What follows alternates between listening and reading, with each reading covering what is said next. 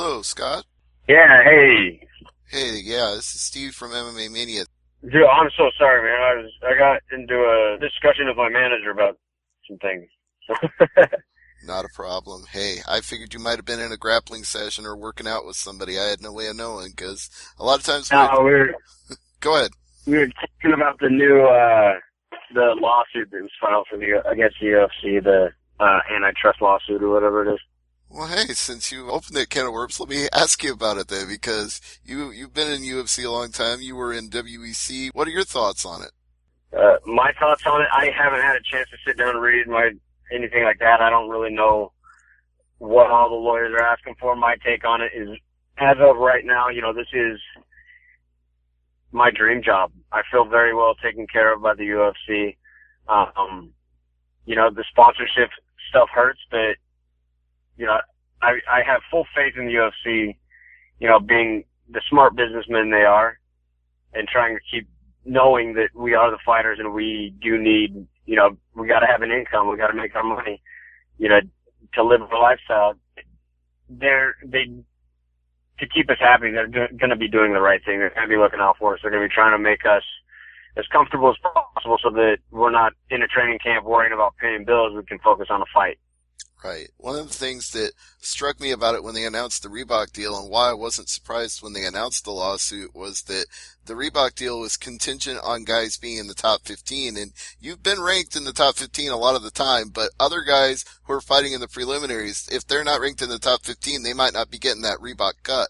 They haven't even actually said what the deal is. The UFC hasn't released an official anything that I know of. At least my managers, they don't know. And I work with my managers, my agents are two of the best that work with us in the UFC, between me, Anthony Pettis, Uriah, MMA Incorporated. They're on top of their stuff, and they can't say what the deal is yet with the Reebok deal, because we don't know. And so, yeah, it could be good, it could be bad, but, before anybody makes their judgments, we got to know the full deal. We got to know what we're getting before you can actually say it's going to be good or bad. Because I'll tell you this, being a fighter that's been at the top and had those big time sponsors, and, had a rough couple of years, now the, endorsements are a little bit harder to come by if you're not the top guy, if you're not one of the top five, and, I'm in full control of that. I let myself slip outside that top five and down the ranks, and then switch weight classes and everything like that, and put me even further behind the ball trying to get back up in there. And sponsorships are what are one way or another, they're how people look at you, and the more eyes that are on you, the more valuable you are to a company. So to shift the focus a little, I'll use this as a segue.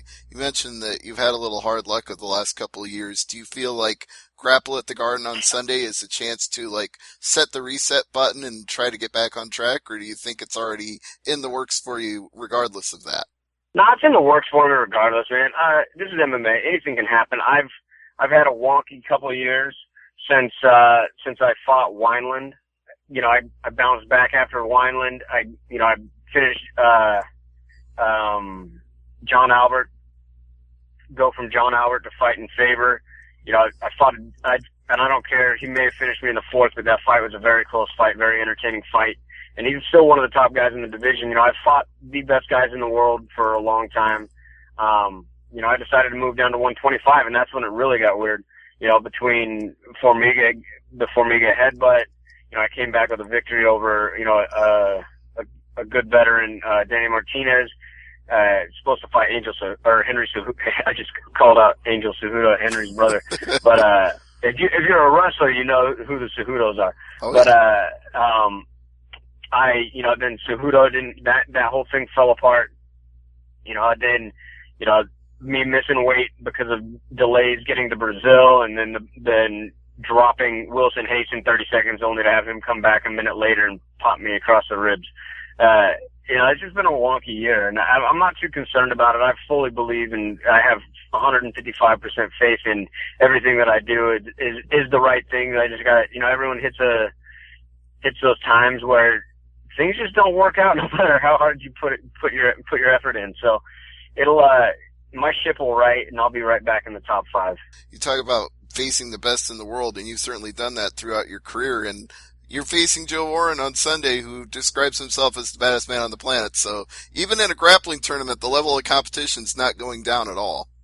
Oh man, I want to compete against the best, and no matter what I do, man, like, doesn't matter if it's video games or wrestling matches, jiu-jitsu, fighting, anything, man. I want to be the best. I want to compete against the best, hands down. Joe Warren is gonna get ran through like he's my 13-year-old training partner. Like a knife through hot butter is what you're saying. In all seriousness, Joe and I are two very. I'm gonna pick my son up here. It's like you're gonna jump in the car, probably be a little loud for a sec, but sure. Real quick. He's used to this. But Joe and I are very good friends. We met. We've been training partners for the last probably, I think, 6 years now. I'm doing an interview, buddy.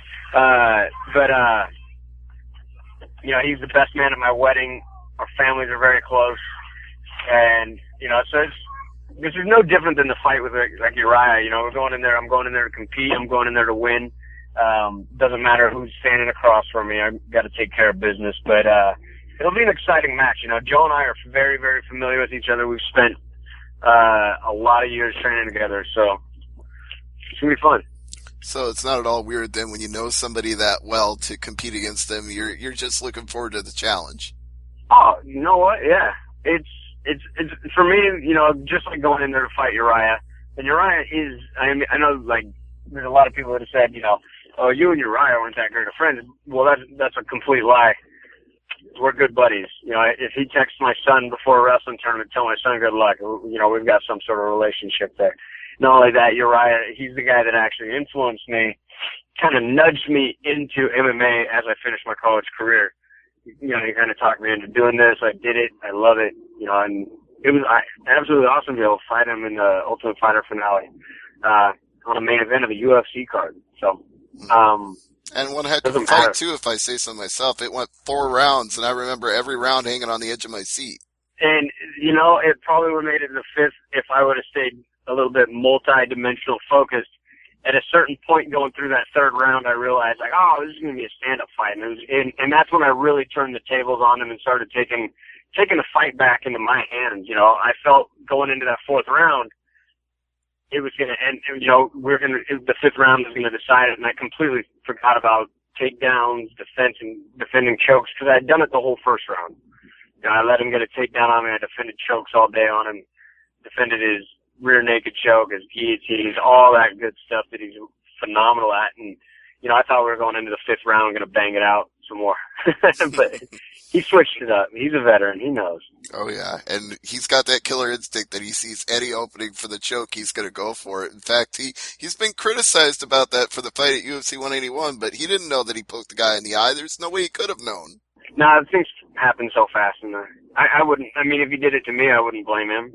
And I don't blame him for finishing the way he did either. I don't think Francisco Rivera, in the heat of the moment, we're not out there to poke eyes. I really don't think anybody's out there to poke someone's eye just to get one up on our opponents, And every now and then when this happens, you hear people saying the gloves need to be changed and they need to be some type of webbing between the fingers, or the fingers need to be held together. And I'm like, how are you going to grapple? How are you going to get takedowns if your fingers are closed off and you can't grip your opponent around the waist or the legs? I don't see it. I honestly don't think that'll ever happen. I don't see how it changed the dynamics of the sport. Yeah, it would completely take away the no grappling. other way. My grip would be fully changed in the way that I would have to grapple and grab things and everything, by changing our gloves, being able to spread your fingers as wide as you possibly can to grab onto something or block or catch or whatever it is. The way I look at it is shit happens. It's no different. It's like saying guys shouldn't be able, you can't throw any kicks because you could hit them in the possible nut shot. In this sport, it happens. It happens all the time, and usually leads to a rant from Joe Rogan about guys not wearing the right kind of cup. Yeah, it just happens. And, and I definitely getting poked in the eye could be a very, very serious thing, but at the same time, if we aren't willing to take that risk of getting hit in the eye, I don't think any of us should step in there.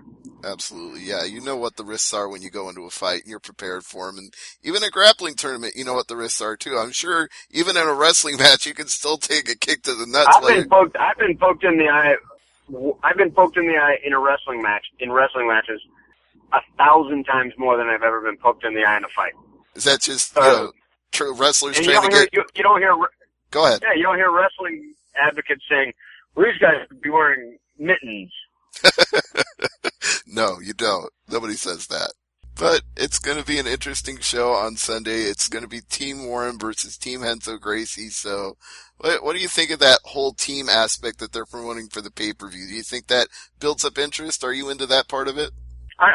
Yeah. I mean, it's hard to really build team camaraderie, but the type of competitors that we have, you know, I think we'll all be supporting each other and going out there for team victory and all in all, you know, it's a little different than coming from college where you live with these guys. You know, you spend literally every waking minute for months and years and all that good stuff on the road in hotels. You know, we don't get the luxury of having our own hotel room in college. You're stuck sometimes 4 men deep in a 2-bed hotel room.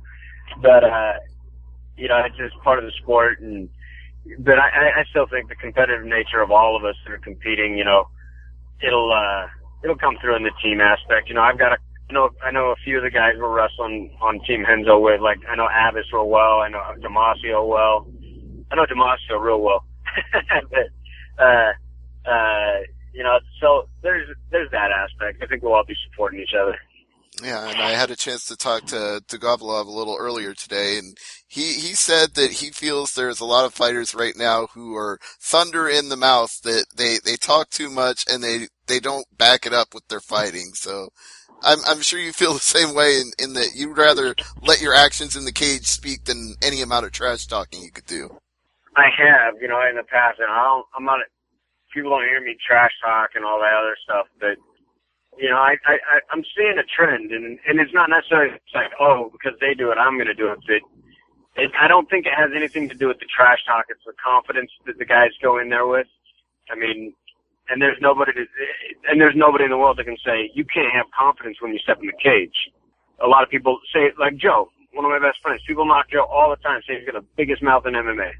But Joe's confident. That's the difference. And he's a vocal guy, so he's going to let everybody know how confident he is. And I think a lot of guys are like that. Conor McGregor. On top of that, we're showsmen, we're entertainers, and so, you know, what makes people want to watch a fight? What makes people want to watch a wrestling match? Put a little bit of attitude in there, you put a little bit of character with it, and boom, people are watching.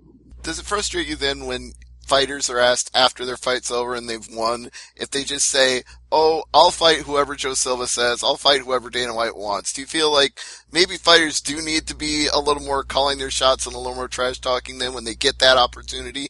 I don't know, because I kind of say that, but I put it in a little different terms. You know, I will literally fight anybody, anywhere, anytime. If the UFC gives me that offer, I don't care. Give me the way that I put it is, it's not that I don't care, I'll fight anybody. I literally want to fight the best that you've got available. You send them my way and I will take that challenge. And so we have so many top guys in the UFC that it becomes, I'm not going to single one person out, except I've singled one person out in my career, and that's Formiga. I want my rematch. He got a W over some bullshit and I want to fight him again. I want to knock him out. And that's the only guy that I'll say. But, you know, outside of that, I'll fight anybody the UFC will give me.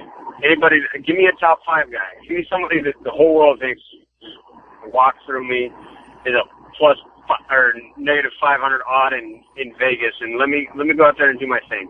What about even like on a 1 week notice? Is that still a fight you're going to take if they say like, hey, this guy dropped out, give us a fight at the last minute? Right. I think I've done that.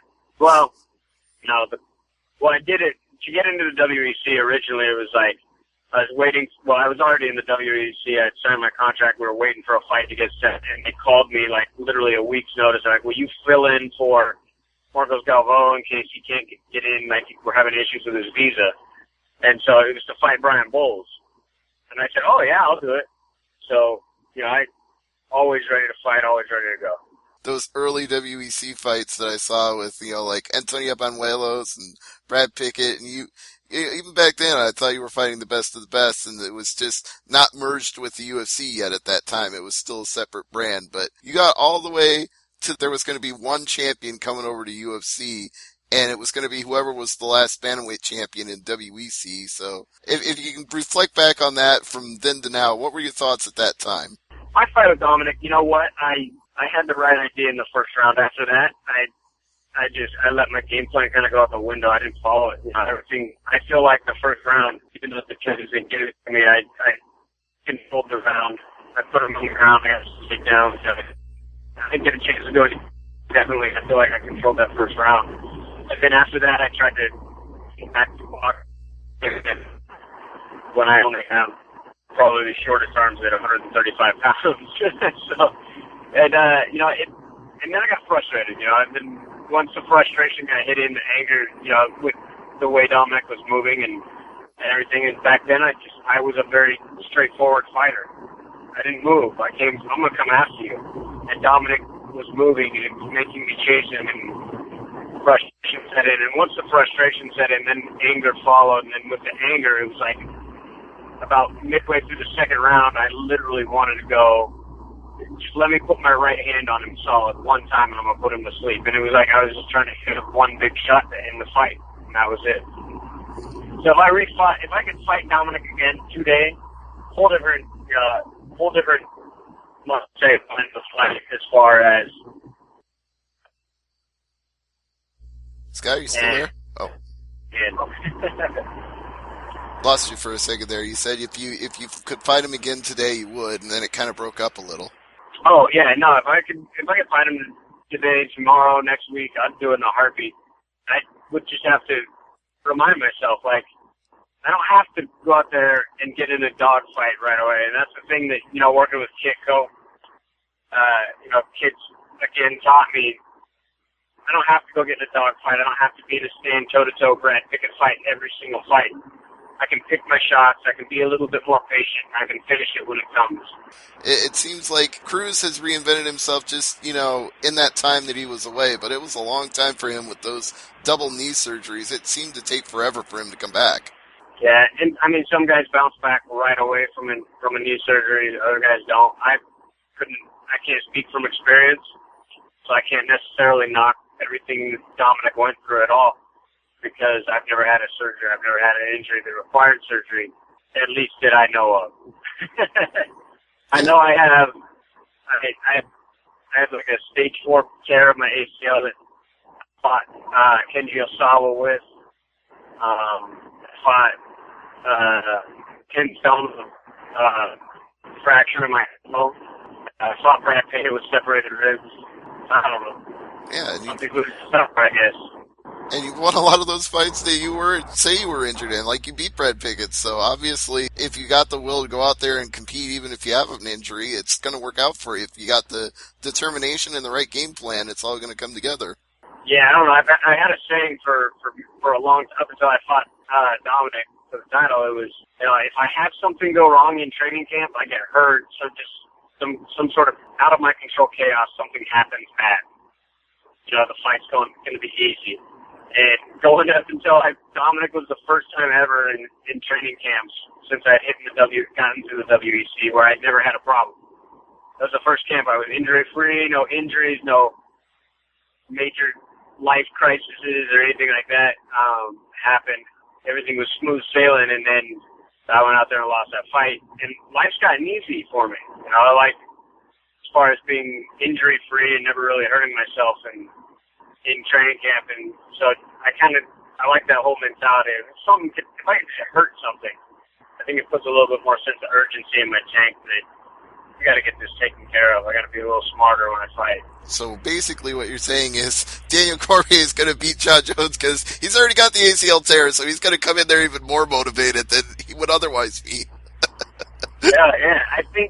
I honestly think that, you know, going through a training camp when I go through it injury-free, and I think a lot of guys come invincible in your own mind, that nothing can stop you, nothing can hurt you. You know, a perfect training camp, everything was great. And if you look at a lot of champions, nothing is ever that easy for them. You know, getting to be a champion is never tough. Greats, you know, suffered some sort some sort of adversity. I think being in that position in a training camp prepares you for anything in a fight, because you lose that whole shield and you actually fight in a sense where you think, oh my God,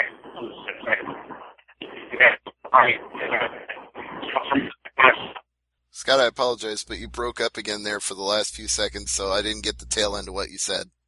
Scott? You there? Yeah, I'm here. Can you hear me? Oh, God. Yeah, my phone's messing up.